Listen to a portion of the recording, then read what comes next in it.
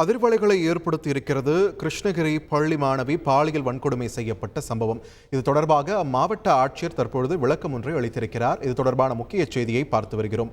தொடர்ந்து விரிவான தகவல்களை வழங்குவதற்காக இணைகிறார் எமது செய்தியாளர் சதீஷ்மணி. சதீஷ்மணி, வணக்கம். கிருஷ்ணகிரி மாவட்ட ஆட்சியர் தரப்பிலிருந்து இந்த விவகாரம் தொடர்பாக அளித்திருக்கக்கூடிய விளக்கம் என்ன? விரிவா பதிவு பண்ணுங்க.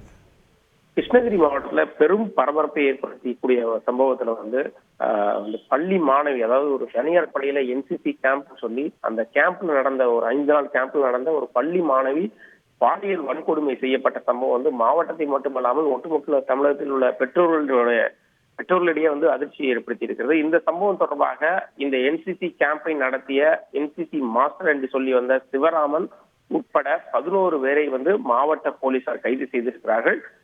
இதே நேரத்துல இந்த என்சிசி கேம்புக்கும் என்சிசியோட இது போலியான என்சிசி கேம்ப், இந்த கைது செய்யப்பட்டவரும் என்சிசி மாஸ்டர் இல்ல அப்படிங்கிறதையும் சென்னையில் உள்ள என்சிசியினுடைய துணை இயக்குனர் ராகவ் தெளிவுபடுத்தியிருக்கிறாரு. இந்த நேரத்துல இந்த சம்பவம் தொடர்பா மாவட்ட ஆட்சியர் சரையு விசாரணை நடத்தியதுல அருகில் உள்ள மாவட்டங்களிலும் சிவராமன் இதே போல ஒரு என்சிசி கேம்ப் நடத்தி இருப்பதும் விசாரணையில் தெரிய வந்துள்ளதாகவும், அது குறித்து விசாரணை நடத்துவதற்காக மாவட்ட கல்வி அலுவலர்களை விசாரணை நடத்த உத்தரவிட்டிருப்பதாகவும் தெரிவிச்சிருக்கிறாங்க.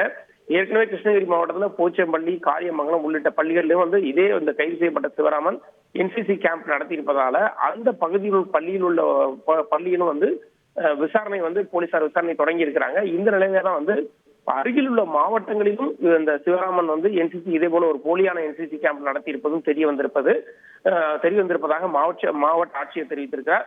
தொடர்ந்து அந்த விசாரணைகளை துரிதப்படுத்துவதற்காக மாவட்ட கல்வி அலுவலர்களுக்கு உத்தரவிட்டிருப்பதாகவும், தொடர்ந்து அவர்கள் அருகில் உள்ள மாவட்டங்கள் எந்தெந்த மாவட்டங்கள்ல இந்த சிவராமன் போலியான என்சிசி கேம்ப் நடத்திருக்காரு, எந்தெந்த குழந்தைகள் யாரும் அதுல பாதிக்கப்பட்டிருக்காங்களா அப்படிங்கிறதையும் மாவட்ட கல்வி அலுவலர்கள் தீவிர விசாரணையை நடத்த உத்தரவிட்டிருக்கிறார். இன்னும் அடுத்த இன்னும் ஒரு சில தினங்கள்ல இந்த விசாரணை தொடங்கும் அப்படிங்கிறதையும் மாவட்ட நிர்வாகம் தரப்புல தெரிவிக்கப்படுது.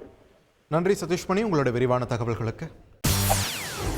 செய்திகளை உடனுக்குடன் தெரிந்து கொள்ள உடனே சப்ஸ்கிரைப் பண்ணுங்க.